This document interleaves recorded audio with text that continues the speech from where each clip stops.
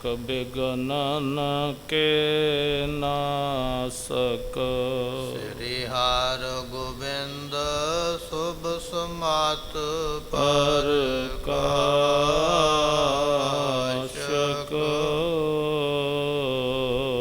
श्री हर राय नमो कर जोरी, नमो कर जोरी। श्री हर कृष्ण मनाए बहोरी।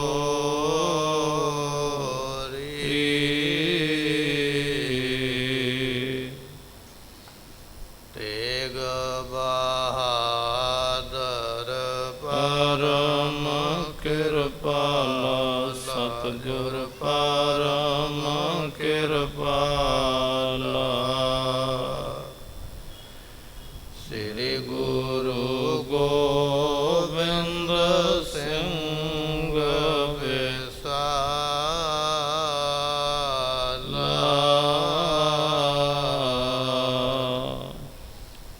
तारों तारा पर पुन पुन सीसा जी, पुन पुन सीसा। बंदो बार बार जगदीसा।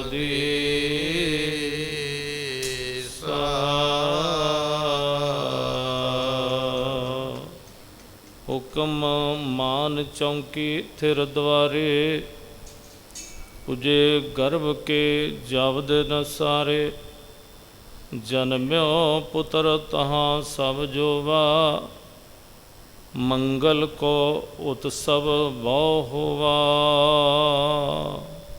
वाहिगुरु जी का खालसा, वाहिगुरु जी की फतेह। सतगुरां दी साजी नवाजी गुरु की संगत। सतगुरु महाराज जियां ने सत संगत दा सुभागा समा बख्शिश कीता है। धन गुरु गोबिंद सिंह महाराज जी का इतिहास सरवण करन वास्ते आप संगतां गुरु दरबार विच आके बैठे हो। धन गुरु गोबिंद सिंह महाराज जी आनंदपुर साहब की धरती ते दीवान सजिया ते सतगुरु महाराज साहब जी ने भरे हुए दीवान विच सारी संगत नूं संबोधन करके बचन ये आख्या कि कोई इस तरह की बीबी है संगत विच, कोई इस तरह की इस्त्री है जिन्हें कदे भी जिंदगी दे विच किसी मर्द का मूँह ना फटकारिया हो। भावें वो मर्द बच्चा होवे, भावें जवान होवे, भावें बजुर्ग होवे, बच्चे तक का भी मूँह ना फटकारिया होवे। कोई है इस तरह की बीबी संगत विच बैठी। महाराज का बचन सुन के सारी संगत नीवी पा के बैठ गई है। एक बीबी संगत विचों उठी है। इसने उठ के महाराज साहब जियां नूं बेनती की, कहन लगी सतगुरु पातशाह जीओ, इसका नाम है बीबी भागन। ये बीबी भागन कहन लगी महाराज मैं नहीं कदे किसी मर्द का मूँह नहीं फटकारिया। सतगुरु कहन लगे बड़ा चंगा बचन है, चंगी गल है, पर संगत नूं किवें यकीन आवे, संगत नूं किवें पता लगे भी ये बचन सच्चा है। फिर ये बीबी दसन लगी है भी मेरे जो पिता सन वो बादशाह के खास मखास वजीर सन। जिन्ना सरकार का काम है मेरे पिता के जरिए हुंदा। मेरा पिता ही सारी सरकार अते माया का ख्याल रखदा, सरकार चलाउंदा है। देवनेत अनुसार मेरा पिता पूरा हो गया, मर गया। बादशाह ने साडे घर दे उपर अपने सिपाही बिठा दिते। नाल ही सिपाहियां नूं हुक्म दिता भी जाके वेख के आओ भी उहदे घर विच कौन कौन रहिंदा है। ਸਿਪਾਹੀਆਂ ਨੇ ਆ ਕੇ ਵੇਖਿਆ ਮੇਰੀ ਮਾਤਾ ਦੇ ਘਰ ਅਸੀਂ 7 ਲੜਕੀਆਂ ਸਾਂ, 7 ਭੈਣਾਂ। ਬਾਦਸ਼ਾਹ ਨੇ ਆਖਿਆ ਜੇ ਪੁੱਤਰ ਨਹੀਂ ਹੈ ਤੇ ਜ਼ਮੀਨ ਜਾਇਦਾਦ ਜ਼ਬਤ ਕੀਤੀ ਜਾਵੇ। ਪਰ ਸਿਪਾਹੀਆਂ ਨੇ ਦੱਸਿਆ ਵੀ ਇੱਕ ਬੱਚਾ ਹਾਲੇ ਕੁੱਖ ਦੇ ਵਿੱਚ ਹੈ, ਗਰਭ ਦੇ ਵਿੱਚ ਹੈ, ਜਨਮ ਹੋਣ ਵਾਲਾ ਹੈ। ਇਹ ਗੱਲ ਸੁਣ ਕੇ ਬਾਦਸ਼ਾਹ ਨੇ ਉਹਨਾਂ ਦੇ ਘਰ ਦੇ ਉੱਪਰ ਚੌਂਕੀ ਬਿਠਾ ਦਿੱਤੀ, ਪੁਲਿਸ ਨੂੰ ਬਿਠਾ ਦਿੱਤਾ, ਇੰਤਜ਼ਾਰ ਕਰਨ ਵਾਸਤੇ ਆਖਿਆ ਹੈ। ਜੇ ਲੜਕਾ ਪੈਦਾ ਹੋਵੇਗਾ ਤਾਂ, ਜੇ ਲੜਕੀ ਪੈਦਾ ਹੋਵੇਗੀ ਉਸ ਮੁਤਾਬਕ ਫਰਮਾਨ ਹੋਵੇਗਾ। ਇਤਿਹਾਸ ਬਚਨ ਆਪ ਸੰਗਤਾਂ ਨੇ ਕੱਲ ਸਰਵਣ ਕੀਤੇ। ਅੱਗੇ ਜਿਸ ਤਰ੍ਹਾਂ ਇਤਿਹਾਸ ਪ੍ਰਾਰੰਭ ਹੋ ਰਿਹਾ, ਆਓ ਸਰਵਣ ਕਰੀਏ, ਮਿਲ ਕੇ ਆਖੀਏ ਸਤਨਾਮ ਸ੍ਰੀ ਵਾਹਿਗੁਰੂ ਸਾਹਿਬ ਜੀ। ਹੁਕਮ ਮਾਨ ਚੌਂਕੀ ਥਿਰ ਦੁਆਰੇ। ਕਹਿਣ ਲੱਗੇ ਬਾਦਸ਼ਾਹ ਦਾ ਹੁਕਮ ਮੰਨ ਕੇ ਜਿਹੜੀ ਚੌਂਕੀ ਸੀ ਉਹ ਸਾਡੇ ਦਰਵਾਜ਼ੇ ਦੇ ਉੱਪਰ ਪੱਕੇ ਤੌਰ ਤੇ ਬਿਠਾ ਦਿੱਤੀ। ਇਹ ਆਗਰੇ ਸ਼ਹਿਰ ਦੀ ਕਥਾ ਹੈ। ਆਗਰਾ ਜੋ ਸ਼ਹਿਰ ਹੈ ਨਾ, ਉਸ ਦੇ ਵਿੱਚ ਇਹ ਜਿਹੜਾ ਹੈ ਸਾਕਾ ਇਤਿਹਾਸ, ਸਾਖੀ ਜਿਹੜੀ ਹੈ ਵਾਪਰੀ ਹੈ। ਬਾਦਸ਼ਾਹ ਦੇ ਵੱਲੋਂ ਉਹਨਾਂ ਦੇ ਦਰਵਾਜ਼ੇ ਦੇ ਉੱਪਰ ਚੌਂਕੀ ਬਿਠਾ ਦਿੱਤੀ ਗਈ। ਜ਼ਮੀਨ ਜਾਇਦਾਦ ਜਿਹੜੀ ਹੈ ਉਹ ਸਾਰੀ ਜ਼ਬਤ ਕਰਨ ਦਾ ਹੁਕਮ ਦਿੱਤਾ ਹੈ। ਪੁਜੇ ਗਰਭ ਕੇ ਜਬ ਦਿਨ ਸਾਰੇ। ਪਰ ਬਾਦਸ਼ਾਹ ਦਾ ਇਹ ਹੁਕਮ ਸੀ ਜਿਹੜੀ ਸੰਤਾਨ ਅੱਗੇ ਪੈਦਾ ਹੋਵੇ ਮੈਨੂੰ ਦੱਸਿਆ ਜਾਵੇ। ਜਦੋਂ ਬੱਚਾ ਪੈਦਾ ਹੋਵੇਗਾ, ਬੱਚਾ ਹੈ ਕਿ ਬੱਚੀ ਹੈ, ਮੈਨੂੰ ਦੱਸਿਆ ਜਾਵੇ। ਇਹ ਲੜਕੀ ਦੱਸਦੀ ਪਈ ਹੈ ਵੀ ਜਦੋਂ ਬੱਚੇ ਦੇ ਜਨਮ ਲੈਣ ਦਾ ਸਮਾਂ ਆ ਗਿਆ, ਉਸ ਵੇਲੇ ਫਿਰ ਜਨਮਿਓ ਪੁੱਤਰ ਤਹਾਂ ਸਭ ਜੋਵਾ। ਅਸੀਂ ਬੜੇ ਪਰਮਾਤਮਾ ਦੇ ਅੱਗੇ ਬੜੀਆਂ ਅਰਦਾਸਾਂ ਕੀਤੀਆਂ, ਬੜੇ ਤਰਲੇ ਕੀਤੇ ਵੀ ਐ ਪਰਮਾਤਮਾ ਮਿਹਰ ਕਰ, ਸਾਨੂੰ ਇੱਕ ਭਰਾ ਬਖਸ਼ਿਸ਼ ਕਰ, ਜਿਹਦੇ ਕਰਕੇ ਸਾਡਾ ਇਹ ਘਰ-ਬਾਰ ਜਿਹੜਾ ਹੈ ਉਹ ਰਹਿ ਜਾਵੇ, ਬਣਿਆ ਰਵੇ, ਅਤੇ ਸਾਡੇ ਬਾਪ ਦੀ, ਸਾਡੇ ਪਿਤਾ ਦੀ ਨਿਸ਼ਾਨੀ ਵੀ ਰਵੇ। ਅਸੀਂ ਦਿਨੇ ਰਾਤ ਅਰਦਾਸਾਂ ਕਰਦੇ ਹਾਂ ਤੇ ਕਹਿਣ ਲੱਗੇ ਵੀ ਪ੍ਰਮਾਤਮਾ ਨੇ ਸਾਡੀ ਬੇਨਤੀ ਨੂੰ ਉਸ ਵੇਲੇ ਸਰਵਣ ਕੀਤਾ। ਸਾਡੇ ਘਰ ਦੇ ਵਿੱਚ ਪੁੱਤਰ ਜਾਂ ਸਾਡੇ ਘਰ ਵਿੱਚ ਭਰਾ ਸਾਨੂੰ 8ਵੀਂ ਜਗ੍ਹਾ ਦੇ ਉੱਪਰ ਪ੍ਰਾਪਤ ਹੋਇਆ। ਗੁਰਮੁਖੋ, ਉਹਨਾਂ ਸਮਿਆਂ ਦੇ ਜਿਹੜੇ ਗ੍ਰੰਥ ਹਨ, ਜਦੋਂ ਮੁਗਲਾਂ ਦਾ ਰਾਜ ਹੈ, ਉਹਦੇ ਵਿੱਚ ਬਚਨ ਇਹ ਆਉਂਦਾ ਹੈ ਵੀ ਜਿਹੜੇ ਬਾਦਸ਼ਾਹ ਦੇ ਖਾਸ ਵਜ਼ੀਰ ਹੋਇਆ ਕਰਦੇ ਸਨ, ਉਹਨਾਂ ਵਜ਼ੀਰਾਂ ਦੇ ਜਿੰਨੀ ਜ਼ਮੀਨ ਜਾਇਦਾਦ ਸੀ ਉਹ ਉਸ ਵੇਲੇ ਜ਼ਬਤ ਕਰ ਲਈ ਜਾਂਦੀ, ਜਿਨ੍ਹਾਂ ਦੇ ਘਰ ਵਿੱਚ ਪੁੱਤਰ ਨਹੀਂ ਸੀ ਹੋਇਆ ਕਰਦਾ। ਜੇ ਗਾਂ ਪੁੱਤਰ ਹੋ ਜਾਵੇ ਤੇ ਉਹ ਜ਼ਮੀਨ ਜਾਇਦਾਦ ਜਿਹੜੀ ਹੈ ਤੋਹਫੇ ਦੇ ਰੂਪ ਦੇ ਵਿੱਚ ਉਸ ਨੂੰ ਮਿਲ ਜਾਂਦੀ, ਤਾਂ ਕਿ ਦੂਸਰੇ ਵਜ਼ੀਰਾਂ ਨੂੰ ਇਸ ਗੱਲ ਦਾ ਸੁਨੇਹਾ ਮਿਲੇ ਕਿ ਇਹ ਜਿਹੜੀ ਹੱਕ ਹਲਾਲ ਦੀ ਕਮਾਈ ਖਾਣੀ ਹੈ, ਚੰਗੇ ਕੰਮ ਕਰਨੇ ਨੇ, ਨਹੀਂ ਤੇ ਸਾਡੀ ਜ਼ਮੀਨ ਜਾਇਦਾਦ ਜਿਹੜੀ ਹੈ ਉਹ ਜ਼ਬਤ ਹੋ ਜਾਏਗੀ।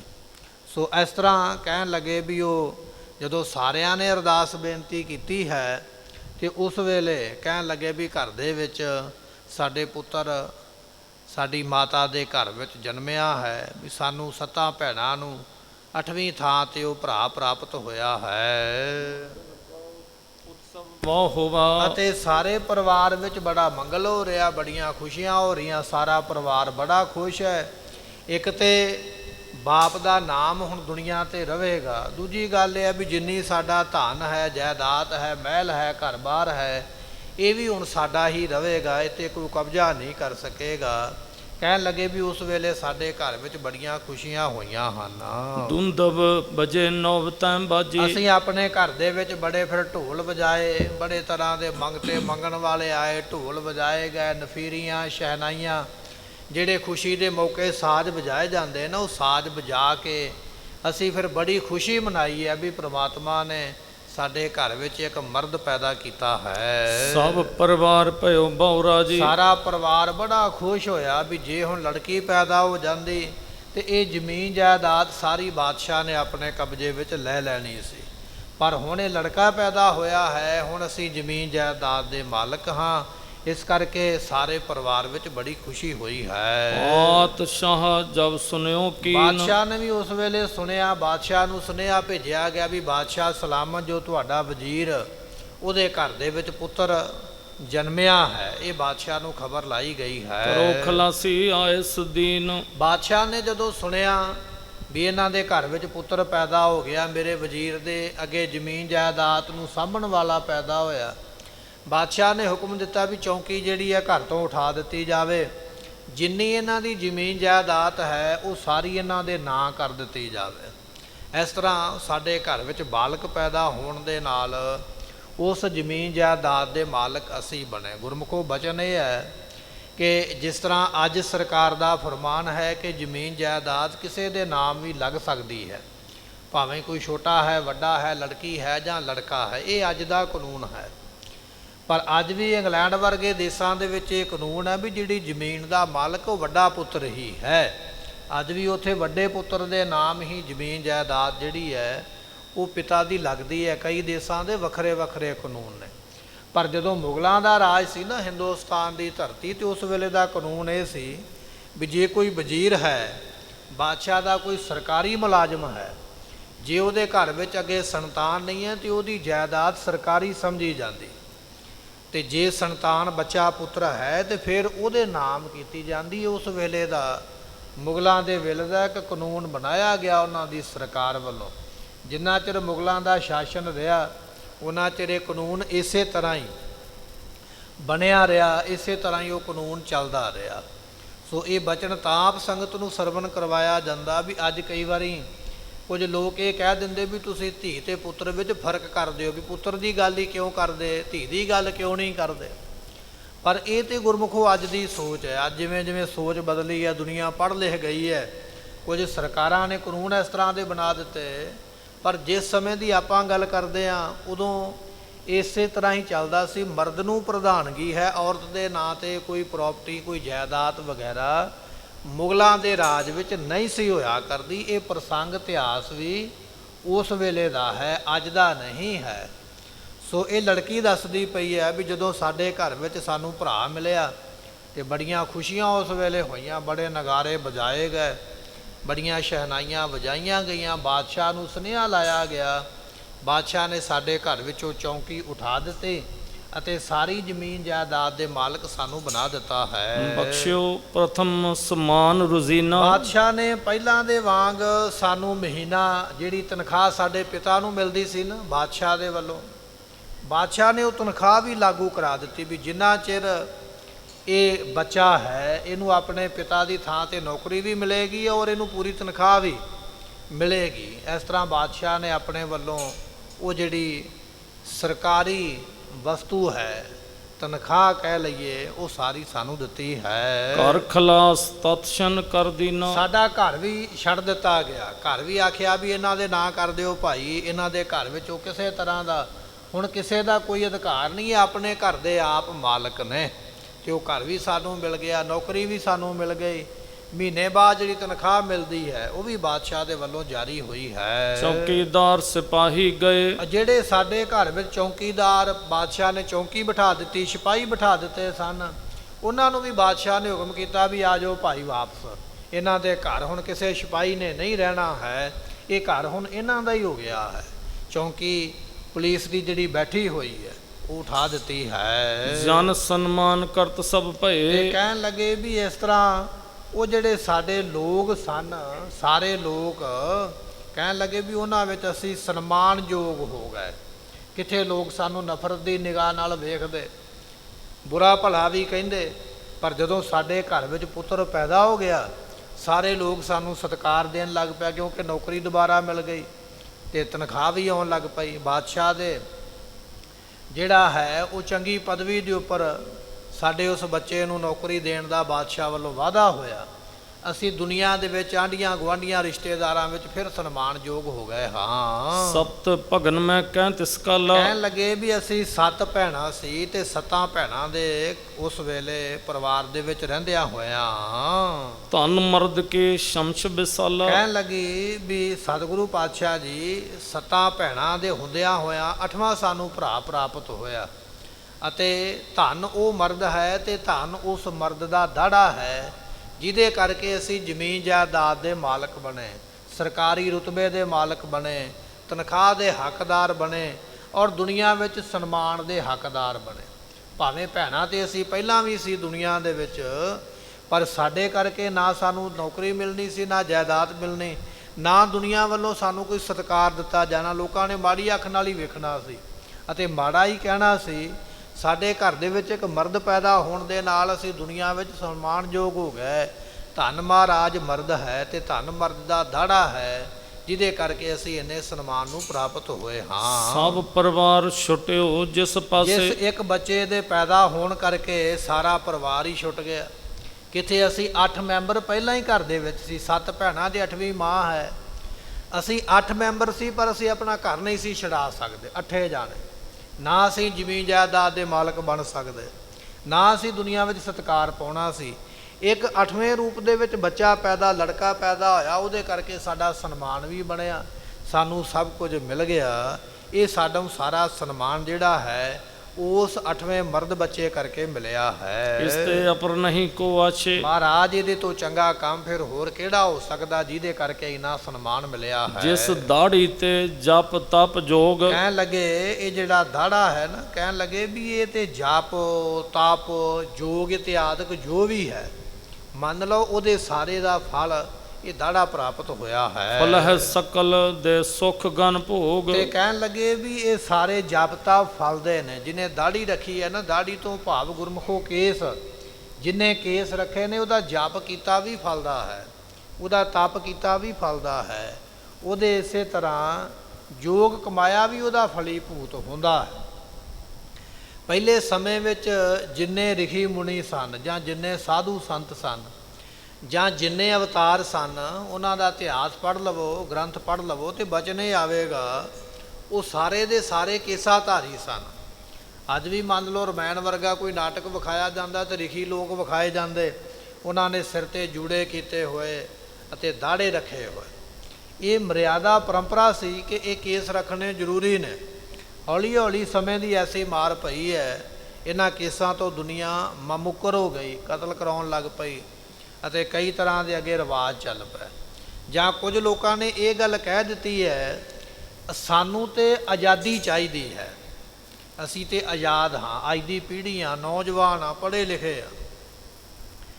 ਅਸੀਂ ਕੇਵਲ ਆਜ਼ਾਦੀ ਦੋ ਗੱਲਾਂ ਨੂੰ ਸਮਝ ਲਿਆ ਹੈ। ਇੱਕ ਗੱਲ ਅਸੀਂ ਇਹ ਸਮਝ ਲਈ ਹੈ, ਨੰਗੇ ਭੜੰਗੇ ਕੱਪੜੇ ਪਾਉਣੇ, ਲੱਤਾਂ ਬਾਹਾਂ ਨੰਗੀਆਂ ਰਹਿਣ, ਦੁਨੀਆ ਸਾਡੇ ਜਿਸਮ ਨੂੰ ਵੇਖੇ, ਇਹਨੂੰ ਅਸੀਂ ਆਜ਼ਾਦੀ ਸਮਝ ਲਿਆ ਹੈ। ਜਿਹੜਾ ਬੱਚਾ ਨੰਗੇ ਕੱਪੜੇ ਪਾਉਂਦਾ ਸੜਕ ਬਾਜ਼ਾਰ ਵਿੱਚ, ਜਾਂ ਤੁਸੀਂ ਉਹਨੂੰ ਰੋਕ ਕੇ ਵੇਖੋ, ਉਹ ਕਹੇਗਾ ਮੈਂ ਆਜ਼ਾਦ ਹਾਂ, ਮੈਂ ਮਰਜ਼ੀ ਦਾ ਮਾਲਕ ਹਾਂ, ਮੇਰੀ ਆਪਣੀ ਮਰਜ਼ੀ ਹੈ, ਮੇਰੀ ਆਪਣੀ ਸੋਚ ਹੈ। ਸਾਡੀ ਦੁਨੀਆ ਨੇ ਭਾਵੇਂ ਕੋਈ ਕਿੰਨਾ ਵੀ ਪੜ੍ਹ ਲਿਖ ਗਿਆ ਹੈ, ਦੁਨੀਆ ਨੇ ਆਜ਼ਾਦੀ ਸਮਝ ਲਿਆ ਹੈ ਸਰੀਰ ਨੂੰ ਨੰਗਾ ਕਰਕੇ ਵਿਖਾਉਣਾ, ਇਹ ਆਜ਼ਾਦੀ ਹੈ। ਦੂਜੀ ਆਜ਼ਾਦੀ ਅਸੀਂ ਇਹ ਸਮਝ ਲਈ ਹੈ ਵੀ ਕੇਸਾਂ ਦਾ ਕਤਲ ਕਰਾਉਣਾ, ਭਾਵੇਂ ਗੁੱਤ ਹੈ ਤੇ ਭਾਵੇਂ ਮੁੱਛ ਹੈ, ਦੋਨੇ ਕਤਲ ਕਰਾਉਣੀਆਂ। ਫਿਰ ਅਸੀਂ ਆਜ਼ਾਦ ਹਾਂ, ਫਿਰ ਅਸੀਂ ਅੱਜ ਦੇ ਲੋਕ ਹਾਂ, ਸਮੇਂ ਦੇ ਹਿਸਾਬ ਨਾਲ ਅਸੀਂ ਮਾਡਰਨ ਬਣ ਗਏ ਹਾਂ। ਜੇ ਅਸੀਂ ਮੁੱਛ ਰੱਖ ਲਈ ਹੈ, ਦਾੜਾ ਰੱਖ ਲਿਆ, ਜਾਂ ਅਸੀਂ ਗੁੱਤ ਰੱਖ ਲਈ ਹੈ, ਫਿਰ ਅਸੀਂ ਆਜ਼ਾਦ ਨਹੀਂ ਹਾਂ, ਫਿਰ ਅਸੀਂ ਗੁਲਾਮ ਹਾਂ। ਇਹ ਸਾਡੀ ਅੱਜ ਦੀ ਸੋਚ ਬਣ ਗਈ ਹੈ ਨਵੀਂ ਪੀੜ੍ਹੀ ਦੀ। ਜੇ ਤਾਂ ਸਾਨੂੰ ਕੇਸ ਕੱਟਣ ਦੀ ਆਗਿਆ ਦੇ ਦਿਓ, ਫਿਰ ਅਸੀਂ ਆਪਣੇ ਆਪ ਨੂੰ ਆਜ਼ਾਦੀ ਮਹਿਸੂਸ ਕਰਦੇ ਹਾਂ। ਸਾਨੂੰ ਨੰਗੇ ਕੱਪੜੇ ਪਾਉਣ ਵਾਸਤੇ ਦਿਓ, ਜਿਹਦੇ ਵਾਸਤੇ ਲੱਤਾਂ ਪੈਰ ਸਭ ਕੁਝ ਦਿਸੀ ਜਾਵੇ, ਕੋਈ ਸਰੀਰ ਦਾ ਅੰਗ ਪੁਰਜਾ ਕੱਜਿਆ ਨਾ ਰਹਿ ਜਾਵੇ, ਢੱਕਿਆ ਨਾ ਰਹਿ ਜਾਵੇ, ਫਿਰ ਤੇ ਅਸੀਂ ਆਜ਼ਾਦ ਹਾਂ, ਅੱਜ ਦੇ ਹਾਂ, ਮਾਡਰਨ ਹਾਂ।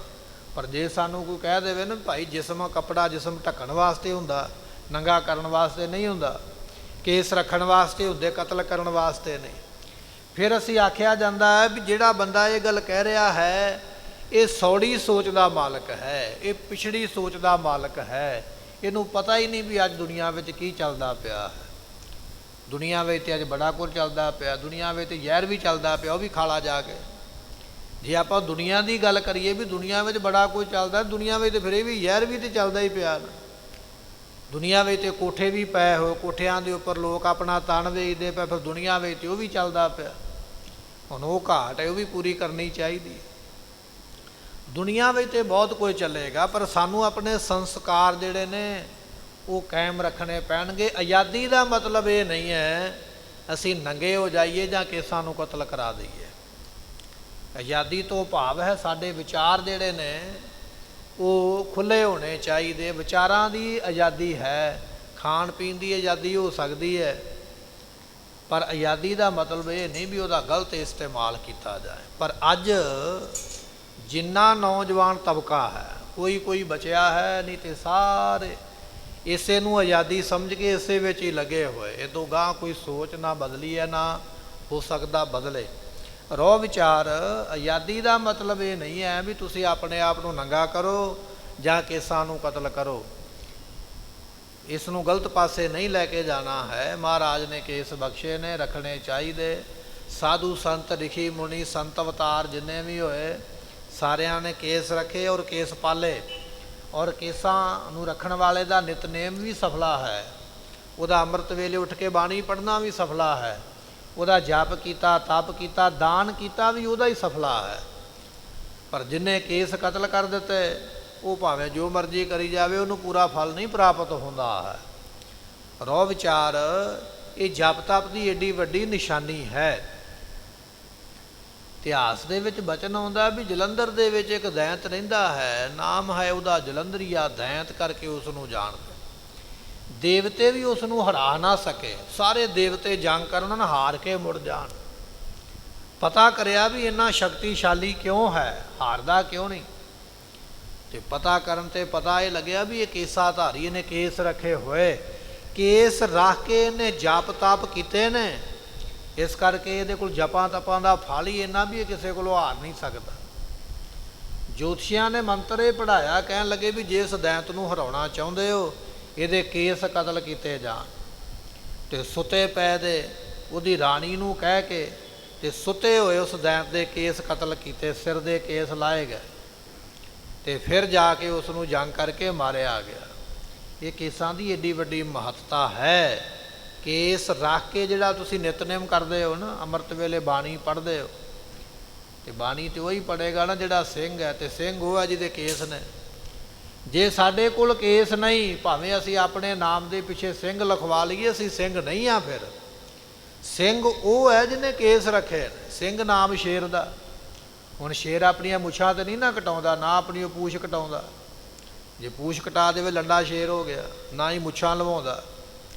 ਸ਼ੇਰ ਨੂੰ ਸ਼ੇਰ ਤਾਂ ਕਿਹਾ ਜਾਂਦਾ ਵੀ ਉਹਨੇ ਆਪਣੇ ਪੂਰੀ ਜੱਤ ਵਾਲ ਮੁੱਛਾਂ ਜੋ ਵੀ ਹੈ ਸਭ ਕੁਝ ਰੱਖਿਆ ਹੈ, ਲੁਹਾਇਆ ਨਹੀਂ। ਤੇ ਜਿਹਨੇ ਲੁਹਾ ਦਿੱਤਾ ਉਹ ਨਾ ਸ਼ੇਰ ਹੈ ਤੇ ਨਾ ਸਿੰਘ ਹੈ। ਉਹ ਤੇ ਗਿੱਦੜ ਭੇਡ ਕਹਿ ਸਕਦੇ। ਭੇਡ ਦਾ ਕੰਮ ਹੈ ਵਾਲ ਲਵਾਉਣੇ, ਸ਼ੇਰ ਦਾ ਕੰਮ ਹੈ ਮੁੱਛ ਕਾਇਮ ਰੱਖਣੀ।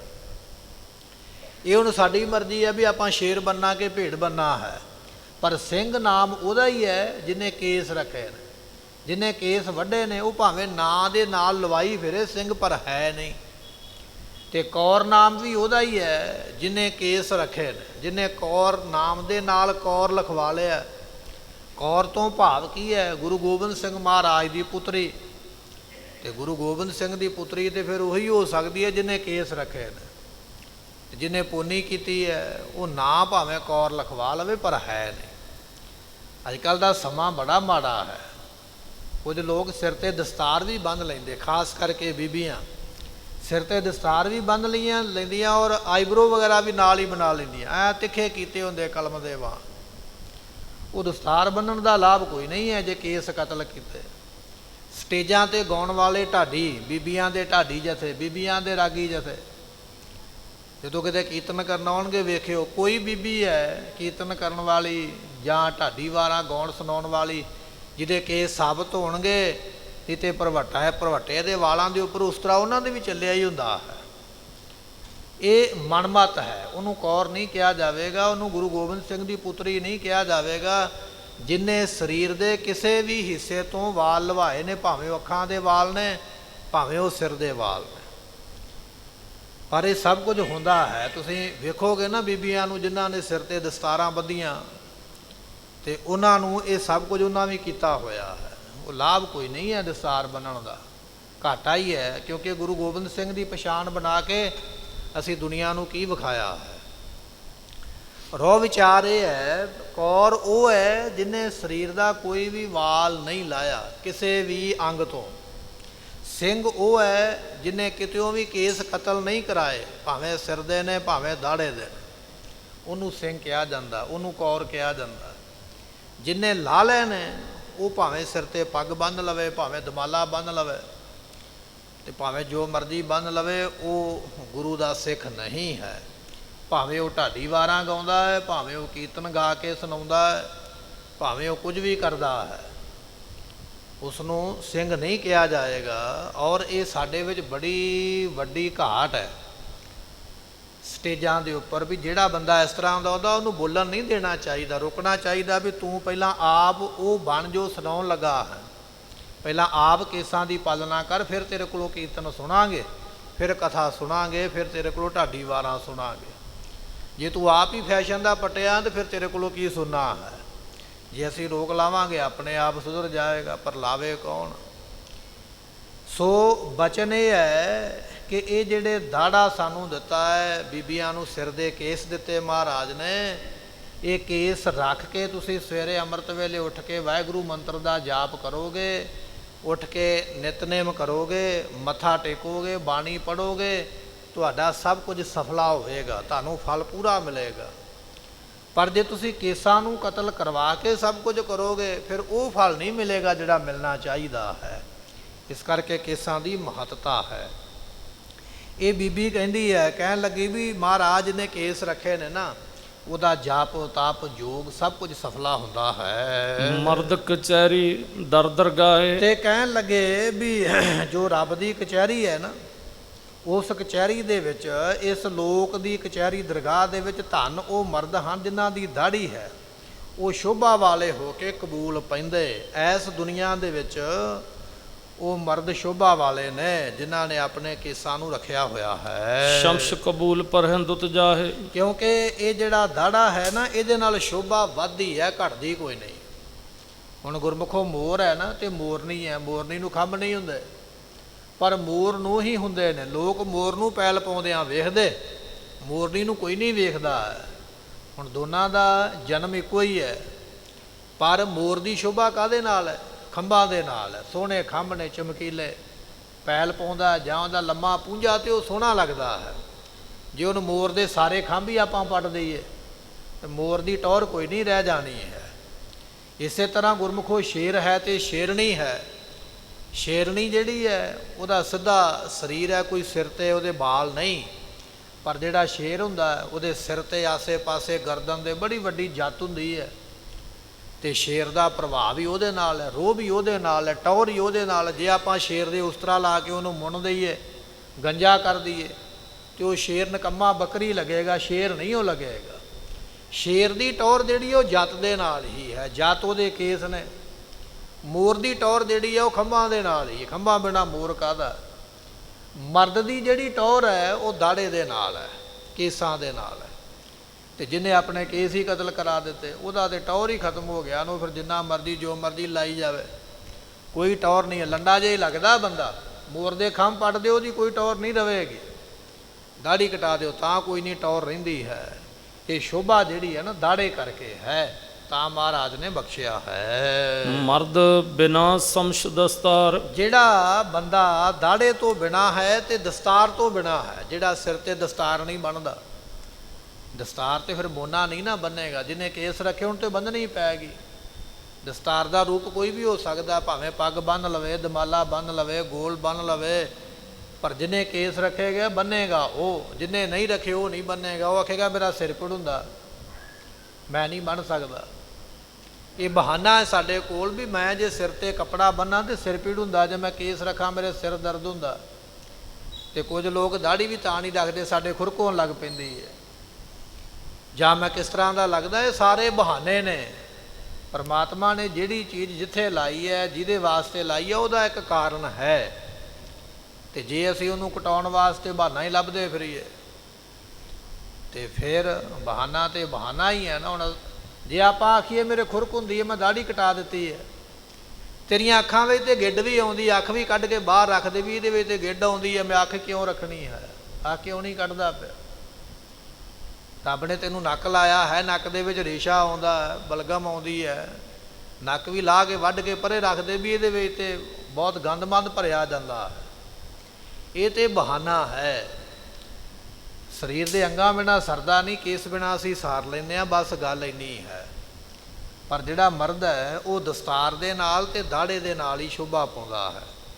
ਦਾੜਾ ਕਟਾ ਦਿੱਤਾ, ਦਸਤਾਰ ਲਵਾ ਦਿੱਤੀ, ਕੇਸ ਕਤਲ ਕਰ ਦਿੱਤੇ, ਪਤਤ ਹੋ ਗਿਆ, ਉਹਦੀ ਕੋਈ ਟੌਰ ਨਹੀਂ ਹੈ, ਭਾਵੇਂ ਉਹ ਗਾਂਧੀ ਕਟਿੰਗ ਕਰਾਵੇ ਤੇ ਭਾਵੇਂ ਫੌਜੀ ਕਟਿੰਗ ਕਰਾਵੇ ਤੇ ਭਾਵੇਂ ਮੱਥੇ ਤੇ ਕਈਆਂ ਲੋਕਾਂ ਨੇ ਖੁੱਤੀ ਦੇ ਮਗਰ ਬੜਾ ਕੁਝ ਲਿਖਿਆ ਹੁੰਦਾ ਵਾਲ ਕਟਾ ਕੇ, ਜਿੰਨੇ ਮਰਜ਼ੀ ਡਿਜ਼ਾਈਨ ਬਣਾਈ ਜਾ ਸਿਰ ਦੇ ਵਾਲਾਂ ਦੇ ਲਵਾ ਲਵਾ ਕੇ,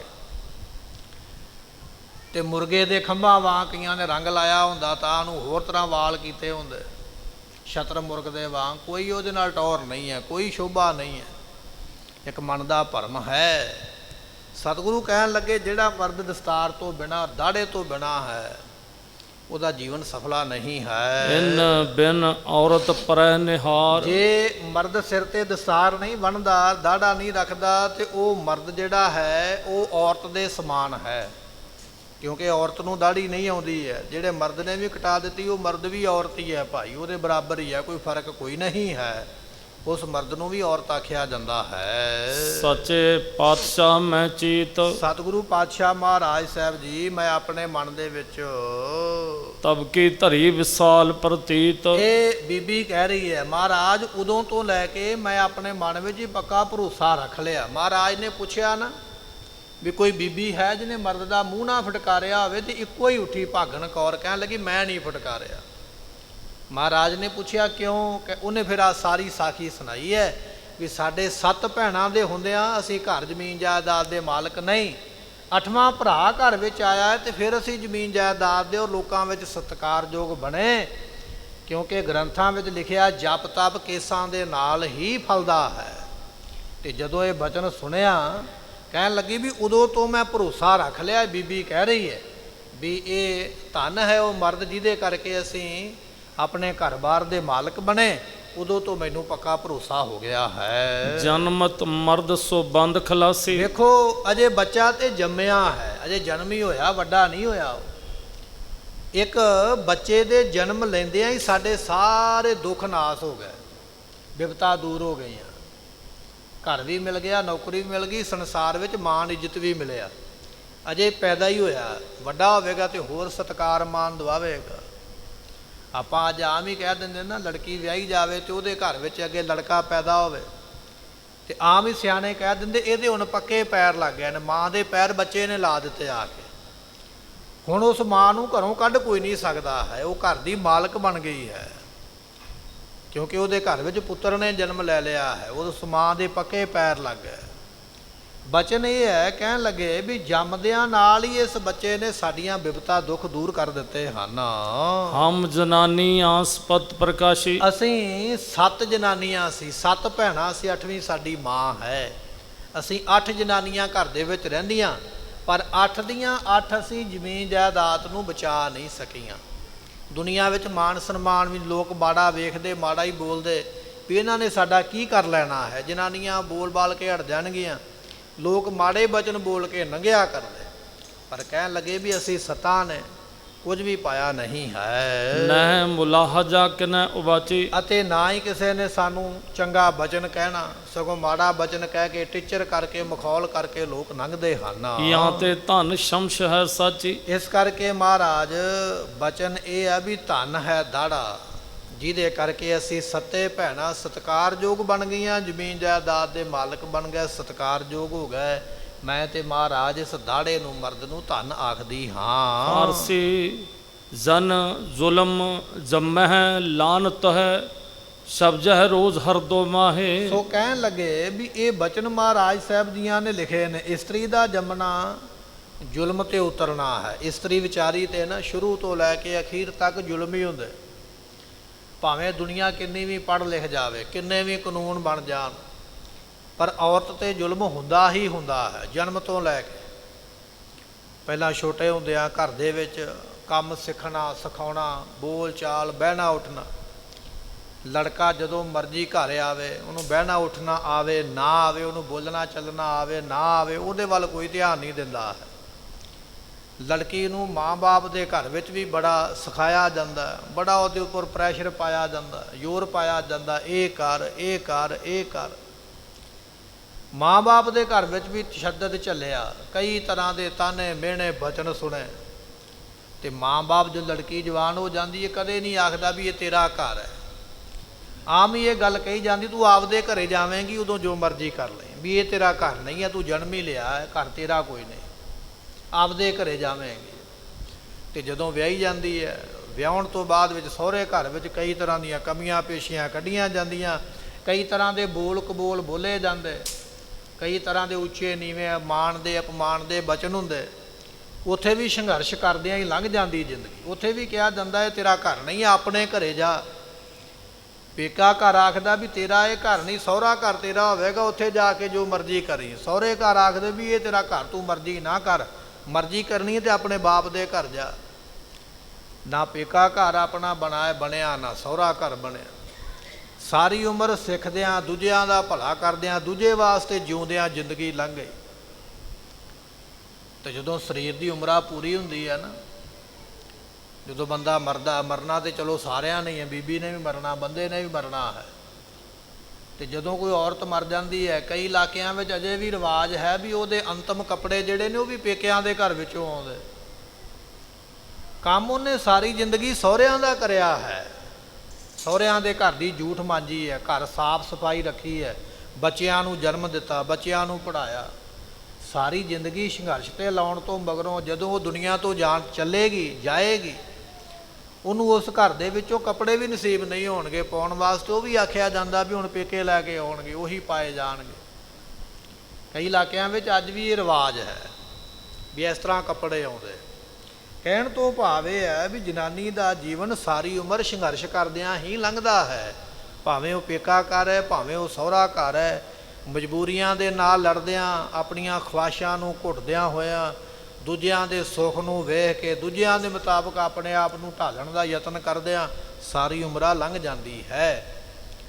ਇੱਥੇ ਬਚਨ ਆ ਗਿਆ, ਕਹਿਣ ਲੱਗੇ ਭਾਈ ਇਸਤਰੀ ਦਾ ਜੰਮਣਾ ਤੇ ਜ਼ੁਲਮ 'ਤੇ ਉਤਰਨਾ ਹੈ। ਦਿਨੇ ਰਾਤ ਜ਼ੁਲਮ ਸਹਿਣਾ ਪੈਂਦਾ, ਬੋਲ ਕਬੋਲ ਤਾਨੇ ਮਿਹਣੇ। ਕੋਈ ਚੰਗਾ ਘਰ ਹੋਵੇਗਾ, ਕੋਈ ਚੰਗਾ ਪਰਿਵਾਰ ਹੋਵੇਗਾ, ਜਿਸ ਪਰਿਵਾਰ ਦੇ ਵਿੱਚੋਂ ਪੇਕਿਆਂ ਦੇ ਘਰ ਵਿੱਚੋਂ ਸਨਮਾਨ ਮਿਲਿਆ ਹੋਵੇ ਜਾਂ ਸਹੁਰਿਆਂ ਦੇ ਘਰ ਵਿੱਚੋਂ ਸਨਮਾਨ ਮਿਲਿਆ ਹੋਵੇ, ਕੋਈ ਘਰ ਹੋ ਵੀ ਸਕਦਾ ਹੈ, ਪਰ ਉਹ ਬਹੁਤ ਘੱਟ ਗਿਣਤੀ ਵਿੱਚ, ਜਾਂ ਆਪਾਂ ਕਹਿ ਲਈਏ ਵੀ ਇਸ ਤਰ੍ਹਾਂ ਦੀਆਂ ਉਹ ਕਰਮਾਂ ਵਾਲੀਆਂ ਘੱਟ ਹੀ ਹੋਣਗੀਆਂ ਜਿਨ੍ਹਾਂ ਨੂੰ ਐਸਾ ਸੁੱਖ ਮਿਲਿਆ ਵੀ ਹੋਵੇਗਾ। ਨਹੀਂ ਤੇ ਭਾਵੇਂ ਦੇਸ਼ ਚਲੇ ਜਾਓ, ਭਾਵੇਂ ਵਿਦੇਸ਼ ਚਲੇ ਜਾਓ, ਸਾਰਿਆਂ ਥਾਵਾਂ 'ਤੇ ਹਾਲ ਇਹੋ ਹੀ ਹੈ, ਬਿਪਤਾ ਤਾਂ ਇਹੋ ਹੀ ਬਣੀ ਹੋਈ ਹੈ। ਸੋ ਕਹਿਣ ਲੱਗੇ ਦਿਨ ਰਾਤ ਦੋਵੇਂ ਵੇਲਿਆਂ ਵਿੱਚ ਲਾਹਣਤ ਹੀ ਮਿਲਦੀ ਹੈ। ਜੇ ਰਾਤ ਨੂੰ ਪ੍ਰਸ਼ਾਦਾ ਪਾਣੀ ਬਣਾਇਆ ਨਾ, ਉਹਦੇ ਵਿੱਚ ਕੋਈ ਲੂਣ ਮਿਰਚ ਘੱਟ ਹੋ ਗਿਆ, ਸਵਾਦ ਨਹੀਂ ਬਣਿਆ, ਤਾਂ ਵੀ ਗਾਲਾਂ ਮਿਲੀਆਂ।